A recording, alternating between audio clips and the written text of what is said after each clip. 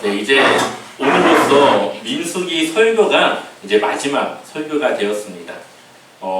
마지막인 만큼 어떤 부분을 설교할까, 무엇을 함께 나눌까라고 고민하다가 오늘 본문인 도피성에 대한 말씀을 준비하게 되었습니다. 사실 이 도피성이라고 하는 이 내용을 여러분들도 들어는 보셨을 것 같아요. 아마 어떠한 분은, 조금 잘 알고 있는 분은 살인한 사람이 도망가면 살 수 있는 그러한 곳, 또 얼핏 들으신 분들은 어쨌든 가면 살 수 있는 그러한 장소, 도피의 장소라고 아마 기억을 할 것입니다. 사실 이 도피성으로 이 설교를 한다고 하는 것은 사실 좀 드문 일이긴 합니다. 우리 같은 경우야 성경을 순차적으로 보고 있기 때문에 이 도피성을 볼 수 있는 기회가 있지만 그렇지 않은 교회들에서는 굳이 다른 설교할 수 있는 본문들도 많이 있는데 이 도피성에 대해서 설교할 그러한 시간을 잘 갖지는 않겠죠. 그러한 것과 관련해서 저도 이번에 이 도피성에 대해서 함께 나누지 않으면은 사실 언제 또 이 내용을 다룰지, 언제 나눌 수 있을지 모른다는 생각에 이 도피성에 대한 내용을 함께 나누고자 준비를 했습니다. 그래서 오늘 이 도피성이 여러분들에게 큰 은혜로 또 함께 그 은혜가 나눠졌으면 좋겠습니다. 먼저 도피성은 어떠한 것일까요? 아마 각자 머릿속에 이 도피성에 대한 생각이 있을 거고, 우리가 읽었던 본문에도 이 도피성에 대한 대략적인 내용들이 설명이 되어져 있습니다. 우선 도피성이라는 곳은 이러한 사람들에게 필요한 곳입니다. 우리 한번 민수기 35장 11절 말씀을 다시 한번 읽어볼까요? 같이 읽어보겠습니다. 너희를 위하여 성읍을 도피성으로 정하여 부지 중에 살인한 자가 그리로 피하게 하라. 아멘. 사람이 살다가 보면은 실수라는 것을 하게 됩니다. 그 실수로 누군가의 생명을 빼앗는 경우들이 있죠. 내가 계획했거나 아니면은 내가 정말 마음을 먹고 그런 것이 아니라 그냥 좀 이제 몸싸움이 있어가지고 살짝 밀었는데 순간 머리를 부딪혀서 그러한 경우가 된다던가, 운전을 하고 가고 있는데 예상치 못한 그러한 사고가 나서 그렇게 상대방의 생명을 빼앗는 경우들이 있죠. 내가 의도하지 않았고 내가 원하지 않았지만 어쩔 수 없는 상황 속에서 살인이 되어지는 경우들이 있습니다. 사실 이 구약시대에는 이 생명, 사람의 생명을 빼앗은 것은 생명으로밖에는 갚을 수가 없습니다. 그것이 하나님이 주신 율법입니다. 그런데 내가 계획하지 않고 우발적으로 내가 실수로 그러한 경우에는 하나님이 살 수 있는 유일한 방법을 주셨는데 그것이 무엇입니까? 도피성으로 도망가는 것이었어요. 보복자들이 자신을 해치기 전에 빨리 이 도피성으로 도망가면 살 수 있었습니다. 그렇다면 어떻게 이때 당시에 지금처럼 과학이 발전되지 않았던 이 시대에 이것이 우발적인지 계획적인지 어떻게 알 수 있었을까요? 성경은 두 가지로 계획적인 살인에 대해서 두 가지로 정리하고 있습니다. 첫 번째는 사람을 죽일 만한 무기를 가지고 그 사람을 죽였을 때죠. 민수기 35장 16절을 보면 철 연장으로 그랬을 경우, 또 17절을 보면 사람들을 죽일 만한 돌, 이제 뭐 뾰족한 돌이라든가 무게가 좀 나가는 돌이라든가 그러한 도구를 사용했을 경우는 이것을 좀 계획적으로 그 사람이 그것을 의도한 걸로 보는 거죠. 또 18절을 보게 되면은 사람을 죽일 만한 나무 연장을 가졌을 경우, 그러니까는 충분히 사람을 죽일 만한 내가 무기를 가지고 있는데 그 무기를 가지고 해쳤을 경우는 그것을 계획적이라고 보는 겁니다. 또 두 번째는 그 상대방, 그 죽은 사람과 죽인 사람의 그 관계, 그리고 그 의도가 어디에 있는지를 보는 거죠. 왜 죽였고 그 관계는 어떠한 관계인지를 보는 겁니다. 우리 한번 세번역 성경으로 민수기 35장 20절을 읽어볼까요? 한번 같이 읽어보겠습니다. 미워하기 때문에 밀쳐서 죽게 하거나 몰래 숨어 있다가 무엇을 던져서 죽게 죽게 하거나, 우리 21절도 같이 읽어보겠습니다. 원한이 있어서 주먹으로 쳐서 사람을 죽게 하였으면 그는 살인자다. 그러한 살인자는 반드시 죽여야 한다. 피를 보복할 친족은 어디서 그를 만나든지 그를 죽일 수 있다. 그러니까는 그 상대방에 대한 미워하는 감정이라던가 원한이라던가 그러한 관계가 충분히 있을 경우, 그러한 경우 여러 도구를 통해 그 사람을 죽였을 경우, 도구가 아니어도 주먹으로만으로도 충분히 그 사람이 고의적으로, 이거는 계획적으로 살인을 했다고 보는 거죠. 그렇다면은 도구로 살인한 것과 그 의도와 그 사람과의 관계, 이 두 가지 중에 어떠한 것이 더 중요하게 여길까요? 성경은 그 의도와 관계, 그 사람의 그 마음의 상태를 먼저 두고 있는 것을 보게 됩니다. 왜냐하면 이 연장이라고 하는 것은 실수가 있기 때문에 그렇죠. 성경에서도 그것을 말하고 있는데요. 민수기 35장 23절도 읽어볼까요? 우리 같이 읽어보겠습니다. 잘못 보고 굴린 돌이 사람에게 맞아 그를 죽게 하였으면 그 가해자가 피해자의 원수가 아니고 더욱이 그를 해칠 의사가 전혀 없었던 것이므로. 아멘. 이것은 도피성에 도망간 사람이 재판을 받을 때에 그 재판 과정에서 무엇을 보느냐를 지금 이야기하고 있는 거예요. 돌을 굴렸는데 분명히 내가 볼 땐 사람이 없었어요. 근데 보니까 사람이 죽어 있는 거죠. 근데 그 관계를 봤더니 서로 알지도 못하고 뭐 원한 관계도 아니고 전혀 그것을 알지 못했던 상황이라는 것이 이제 재판에서 증명이 되었을 때는, 아, 이 사람은 실수로 죽인 거니까, 비록 돌로 했지만 실수니까 도피성에 있는 것을 허락하겠습니다라고 그것을 판결을 내는 거예요. 그렇게 되면은 이제 누구도 그 사람의 생명을 빼앗을 수가 없습니다. 이 도피성의 이 성읍을 지키는 이 장로들과 그 성읍의 사람들과 제사장들은 이 사람의 생명을 지켜줄 의무가 있는 거예요. 그 대신 이 사람은 도피성을 나올 수가 없습니다. 일종의 여기서는 감옥과도 같은 곳이 되는 것이죠. 도피성으로 도망쳤다고 해서 다 살 수 있는 것은 아니었습니다. 도피성이 만들어진 것은 하나님께서 레위인들은 받은 땅이 없지 않습니까? 그러다 보니까 각 지파마다 이제 레위인들에게 줄 땅을 내놓게 됩니다. 그것이 48개가 되는데 그 중에 6개를 도피성으로 정하게 됩니다. 대신 이 도피성이 정하게 되는 이 조건 중에 하나는 하룻길 사이에 갈 수 있는 곳을 정하는 거예요. 어디서 가든 하룻길에 도달할 수 있는 곳을 도피성으로 세우게 되는데, 앞에 사진을 보게 되면은 이렇게 6군데가 됩니다. 이 가나안 땅에 3군데, 그리고 그 건너편 3군데를 골라서 여기서 가든 어디서 가든 하룻길 사이에 무조건 갈 수 있는 곳을 정해서 이 6곳을 정하게 된 것이었죠. 자, 그리고 이 성읍을 간 사람들은 이제 자신의 그 이유를 말해야 돼요. 내가 왜 여기를 왔는지 이야기를 해야 됩니다. 여호수아서 20장에도 이 도피성에 대한 내용이 있는데, 우리 한번 4절 말씀을 읽어볼까요? 같이 읽어보겠습니다.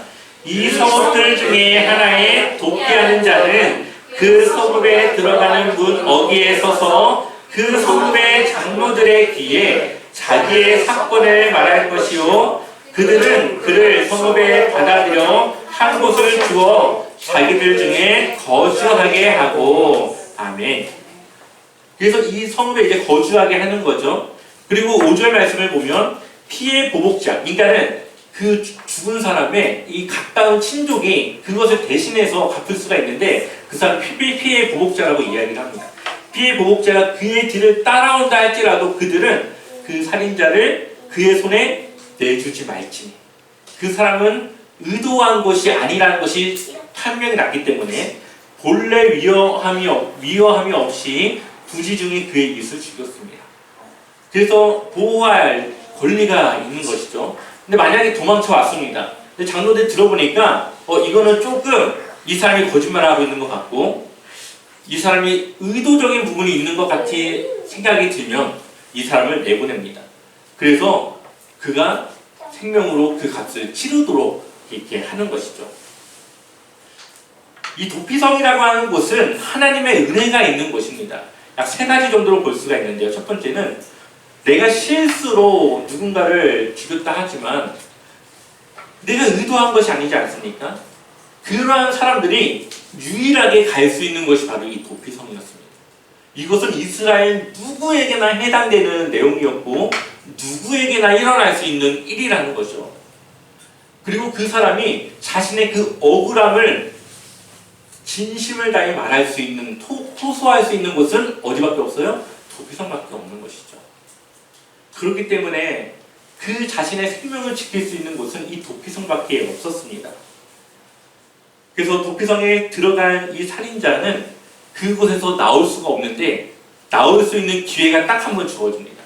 그 성읍에 있는 대제사장이 죽었을 경우에는 자신의 그 죄를 다 이제 내려놓고 자유의 몸이 될 수 있습니다. 그 이유는 이 제사장이, 이 대제사장이 죽을 때 그 살인자의 그 죄를 속죄했다고 보는 거예요. 그 사람의 생명을 빼앗을 수 없으니까 대제사장의 생명으로 그 사람의 생명을 대신하는 겁니다. 여기에 바로 이 도피성의 은혜가 있는 것이죠. 두 번째 은혜는 이스라엘 민족뿐만 아니라 이스라엘 안에 함께하는 이방인들, 타국인들도 모두 이 도피성의 은혜를 입을 수가 있었어요. 모든 사람들에게 이 도피성은 생명을 살릴 수 있는 장소였다라는 거죠. 우리 한번 15절 말씀 읽어볼까요? 민수기 35장 15절 같이 읽어보겠습니다. 이 여섯 성읍은 이스라엘 자손과 타국인과 이스라엘 중에 거류하는 자의 도피성이 있으니 부지 중에 살인한 모든 자가 그리로 도피할 수 있으리라. 아멘. 그러니 이곳은 하나님의 은혜가 있는 장소이죠. 마지막으로 세 번째는 하나님의 거룩한 땅 가나안을 깨끗하게 하는 그러한 은혜가 있습니다. 민수기 35장 33절을 보면은 너희가 사는 땅을 더럽히지 말아라. 왜 더러워질까요? 피가 땅에 떨어지면 죽은 사람의 그 피가 땅에 떨어지면 땅이 더러워진다. 피가 떨어진 땅은 피를 흘리게 한 그 살해자의 피가 아니고서는 깨끗하게 되지 않는다. 그러니까는 그 죽인 사람의 피로만 이 땅이 깨끗하게 되는 거죠. 그게 그 생명을 가져야 된다는 것이에요. 그런데 34절 또 이어서 읽어보겠습니다. 너희가 사는 땅, 곧 내가 머물러 있는 이 땅을 더럽히지 말아라. 하나님이 머물고 있는 이 땅을 더럽히지 말아라. 나 주가 이스라엘과 더불어 함께 머물고 있다. 아멘. 그러니까 한 사람을 죽인 거지만 이 문제는 한 사람의 문제가 아니라 이스라엘 전체의 문제가 되는 겁니다. 왜냐? 땅이 더러워졌으니까. 그래서 이 성읍을 두어서 이스라엘 전체가 그 성읍들을 운영해서 함께 그것을 해결해 가는 거예요. 그런데 의도치 않게 살해한 사람은 그 생명을 빼앗지 않잖아요. 그런데 이미 죽은 사람의 피로 땅은 더러워졌잖아요. 그것을 어떻게 그럼 깨끗하게 합니까? 그것이 바로 대제사장이 하는 일이에요. 대제사장이 죽음으로써 그 의도치 않게 실수로 살해한 그 사람의 죄가 받게 되기 때문에 대제사장의 죽음이 그 땅을 깨끗하게 하는 거죠. 더러워진 땅에서는, 거룩하지 못한 땅에서는 하나님이 함께 구할 수 없습니다. 그렇기 때문에 이 가나안을 거룩하게 하는 것은 이스라엘 백성들이 하나님과 함께 할 수 있는 방법이에요. 그래서 이 생명을 빼앗은 사람은, 누군가의 생명을 빼앗은 사람은 그때 당시 다른 이웃의 이방 나라들은 돈으로 그 생명을 대신할 수 있었습니다. 하지만 하나님은 사람의 생명은 생명으로만, 절대 돈으로 그것을 대신하지 못하도록 하셨습니다. 그 이유는 그 죽인 사람의 그 생명만이 그 땅을 깨끗하게 하고 거룩하게 하기 때문이죠. 결국은 대제사장이 그 의도치 않게 살해한 그 사람의 그 피를 대신하여서 죽은 것이고 그 땅은 깨끗하게 되는 것이죠. 이러한 원리로 보았을 때에 도피성이라고 하는 제도가 잘 운영되어져야만 하나님의 이 거룩한 땅 가나안이 지속적인 거룩함을 유지할 수가 있는 것입니다. 그러니 하나님과 함께 거할 수 있는 방법 중에 하나는 이 도피성의 제도를 제대로 운영하는 것이죠. 만약에 돈을 받고 그 사람을 풀어준다거나 돈을 받고 무언가를 해결할 경우는 더럽혀진 땅을 다시 회복할 수가 없다는 것입니다. 그렇기 때문에 이 도피성은 하나님의 은혜가 있는 것이에요. 자, 그럼 이쯤에서 우리가 생각하는 것은 근데 도피성이랑 나랑 무슨 상관이 있지? 도피성은 살인한 사람이 가는 곳인데 우리 여기 계신 분들 중에 제가 볼 때는 평생에 누군가를 죽일 만한 분은 없고 만약에 그러한 일을 우리가 겪는다 하더라도 정말 그것은 드문 일이 아니기 때문에 도피성과 우리는 정말 거리가 먼 그러한 장소로 느껴지게 됩니다. 왜 우리는 이 도피성을 왜 우리는 필요로 해야 될까요? 우리가 이 도피성에 대해서 좀 더 제대로 이해를 하면 우리의 삶의 신앙의 방향을 잡을 수 있고 교회가 세상을 담을 수 있는 그러한 교회가 될 수가 있습니다.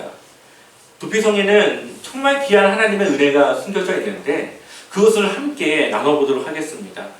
예수님이 이 땅 가운데 오셨고 산상수훈을 통하여서 율법의 새로운 방향을 우리에게 제시해 주셨습니다. 예수님이 전해주신 이 산상수훈은 우리가 죄라고 하는 그 기준을 상향 조정하셨어요. 이 죄의 기준, 우리가 말하고 하는 이 죄의 이 기준이 더 높아졌습니다. 그럼 우리 마태복음 5장 21절과 22절을 읽어볼까요? 같이 한번 우리 읽어보겠습니다. 옛 사람에게 말한 바 살인하지 말라. 누구든지 살인하면 심판을 받게 되리라 하였다는 것을 너희가 들었으나 나는 너희에게 이르노니 형제에게 노하는 자마다 심판을 받게 되고 형제를 대하여 나가라 하는 자는 공회에 잡혀가게 되고 미련한 놈이라 하는 자는 지옥불에 들어가게 되리라. 아멘. 이 살인한 사람이 심판을 받는데 예수님은 살인한 자뿐만 아니라 나는 너희에게 새롭게 말하는데 너의 형제에게 화내는 사람도 심판을 받는다. 또 이웃에 대해서 형제에 대해서 나가라. 바보라는 뜻인데 이 바보라고 멍청이라고 말하는 것 또한 공회에 잡혀가게 됩니다. 공회는 또 재판하는 것이거든요. 똑같은 의미입니다. 미련한 놈, 이게 상대방을 비하하고 조롱하는 이러한 말도 지옥불에 들어가리라. 그러니까 예수님이 볼 때에 예수님이 우리에게 주신 이 죄에 대한 부분은 사람을 직접 죽이는 살인자나 형제에 대해서 조롱하고 비하하고 그 사람에 대해서 욕을 하거나 아니면 그 사람에 대해서 화를 내는 사람 또한 무엇과 같다고요? 살인한 자와 다를 것이 없다라고 지금 이야기를 하시는 겁니다. 그 죄가. 왜냐? 그 의도, 그 시작은 똑같습니다. 살인하는 사람도 마음의 화와 분노 때문에 그 일을 하는 것이고 상대방을 화내고 노하고 비하하고 욕하는 것 또한 그 마음이 화로 그 일을 하는 것이죠. 그러니 내가 더 가지 않고 살인까지 가지 않고 욕하는 거에서 멈춰서 그렇지 그것이 그 살인까지도 갈 수 있는 그러한 죄이기 때문에 두 가지를 동일하게 보는 것입니다. 또한 예수님은 우리가 행동을 하지 않고 마음과 생각만으로도 죄를 짓는 것이라고 말합니다. 마태복음 5장 27절을 보면 또 간음하지 말라 하였다라는 것을 너희가 들었으나 나는 너희에게 이르노니 음욕을 품고 여자를 보는 자마다 마음에 이미 간음하였느니라. 아멘. 내 생각, 내 마음이 이미 그 죄를 저질렀다라고 보는 것이죠. 왜? 거기서부터 행동은 시작되기 때문에. 우리가 살아가면서 얼마나 많은 사람들을 원망합니까? 우리가 머릿속에서 이 마음에서 얼마나 많은 사람들을 죽이고 있습니까? 직장에서 나를 힘들게 하는 사람, 우리는 수도 없이 그 사람을 향하여서 원망을 퍼붓고 머릿속에서는 벌써 그 사람을 데리고 어떻게 해야지라는 생각까지 가지 않습니까? 교회에서 내가 싫어하는 성도가 있거나 아니면 누군가를 만나는데 정말 내가 마음속에 싫어하는 누군가를 만났을 때에 그 마음에 우리가 그 사람에 대해서 어떻게 생각합니까? 정말 나쁘게 생각하죠. 우리는 하루에도 수도 없이 그러한 생각과 마음을 갖고 삶을 살아가고 있습니다. 그것이 결코 살인과 다르지 않다라고 예수님은 말씀하고 있죠. 그렇다면 우리는 무엇이 필요합니까? 도피성이 필요하죠. 내가 의도하지 않게, 내가 비록 그것을 행하진 않았지만 그러한 마음을 품고 생각을 가진 것에 대한 그 죄를 해결할 수 있는 도피성이 필요한데 그것이 누굽니까? 바로 예수 그리스도라는 겁니다. 예수 그리스도께서 그 도피성에 있는 그 대제사장이 그 사람의 죄를 대신하여 죽은 것과 같이 예수님이 우리의 모든 죄를 대신 지고 죽으셨지 않습니까? 그래서 우리는 예수님께 우리의 죄를 고백하기만 하면 우리는 용서받을 수 있고 다시 새로운 삶으로 살아갈 수가 있습니다. 우리는 그동안 예수님이 우리의 도피성이라는 것에 대한 이미지를 갖지 못했을 뿐이지 이미 우리는 예수님이라고 하는 도피성을 통하여서 충분한 은혜를 누리고 살아오고 있었다라는 거죠. 그렇기 때문에 우리는 도피성 대신 예수님을 통하여서 끊임없이 우리의 죄를 회개하고 주님께 우리의 죄를 맡기고 우리는 다시 새로운 마음으로 자유의 된 몸으로 다시 새롭게 우리는 변화된 삶을 살아가야 되는 것입니다. 우리는 예수 그리스도라고 하는 새로운 도피성을 통해서 은혜를 누리고 살아오고 있었던 것입니다. 그래서 예수님이 말씀하십니다. 마태복음 11장 28절 우리 같이 읽어보겠습니다. 수고하고 무거운 짐진 자들아 다 내게로 오라. 내가 너희를 쉬게 하리라. 아멘. 예수님은 우리의 피난처, 우리의 쉼터가 되어주신다는 겁니다. 혼자 해결할 수 없는 인생의 무거운 짐을 다 갖고 있지 않습니까? 내가 노력해도 해결할 수 없는 짐들이 우리는 있습니다. 티를 안 낼 뿐이죠. 근데 예수님은 그러한 모든 사람들을 예수님께로 와라. 나에게 와라. 내가 너의 짐을 지고 너로 하여금 쉬게 해주겠다. 평화를 누리게 해주겠다. 더 이상 그것이 너에게 짐이 되지 않겠다라고 약속하고 있습니다. 예를 들어서 요한복음 4장을 보면 예수님이 누구를 만납니까? 우물가에서 한 여인을 만납니다. 그리고 그 여인과의 만남을 통하여서 대화가 시작되어지는데 이 대화들을 보게 되면은 잘 대화가 안 돼요. 예수님이 하는 대화와 이 여인이 하는 대화가 잘 안 맞아 떨어집니다. 그것은 이 여인이 예수님의 질문에 대한 의도를 피하고 있는 것이에요. 근데 이 여인이 예수님의 질문 한마디에 예수님이 누군지를 파악하게 됩니다. 예수님이 그 여인에게 갑자기 네 남편을 데려와라.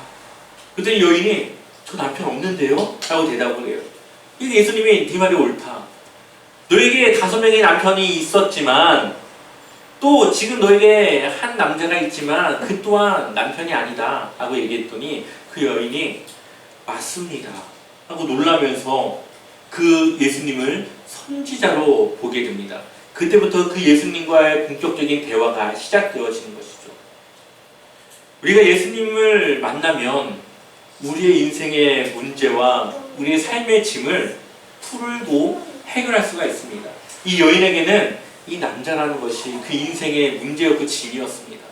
그러니 사람들을 피해서 뜨거운 낮 시간에 우물가를 찾죠.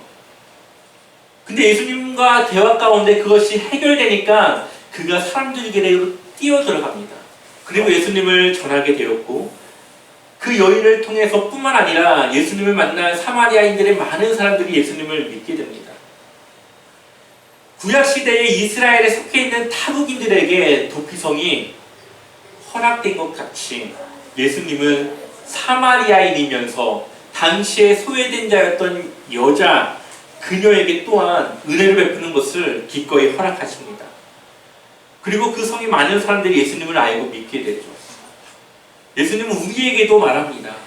그 짐을 내게 풀고 그 짐을 푼 편안함과 그 가벼운 삶을 살아가라고 이야기를 하는 거죠. 예수님의 사역은 어떤 사역이었습니까? 세리와 창녀들의 친구가 되었습니다. 이때 당시 세리와 창녀들은 가장 소외받는 사람, 가장 멸시받는 사람, 가장 사람들에게 손가락질 받는 사람들이었습니다. 근데 예수님은 이들과 친구가 되었던 것이죠. 왜 그럴까요? 이들에게는 해결해야 될 짐이 있거든요. 그 짐은 예수님이 해결해 주지 않으면 해결할 수 없다는 것을 예수님은 아셨기 때문에 이들의 친구가 되어주시고 이들에게 하나님 나라에 대한 소망을 주시고 그래서 그 소망을 가지고 새로운 삶으로 이전과 다른 삶으로 살아갈 수 있도록 이들의 짐을 대신 지고 이들의 삶을 편하게 해주신 것입니다. 예수님은 이들에게 도피성이 되어준 것이죠. 세상 사람 아무도 이들을 인정하지 않지만 예수님은 그들의 친구가 되어줘서 그들의 문제를 해결해 주십니다. 그 결과 예수님의 제자 마태는 사람들의 멸시받는 세리였지만 예수님의 제자가 되었고 교회를 박해하던 바울은 예수님을 전하는 전도자, 선교자가 되었습니다.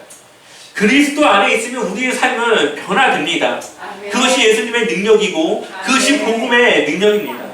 우리는 이러한 변화된 삶을 통하여서 주님의 복된 소식을 전하는 제자로 살아가게 되는 것이죠.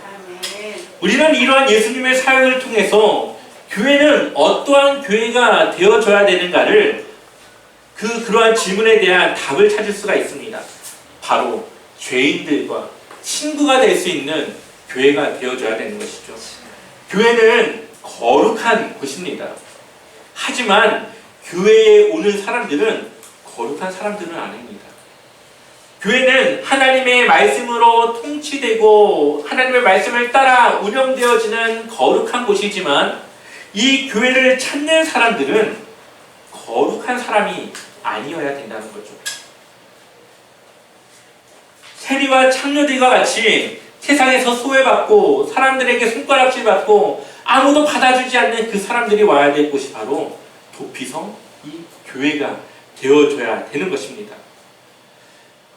교회는 깨끗한 사람들을 받는 곳이 아니라 죄인과 소외된 자들을 위한 곳이 되어줘야 합니다.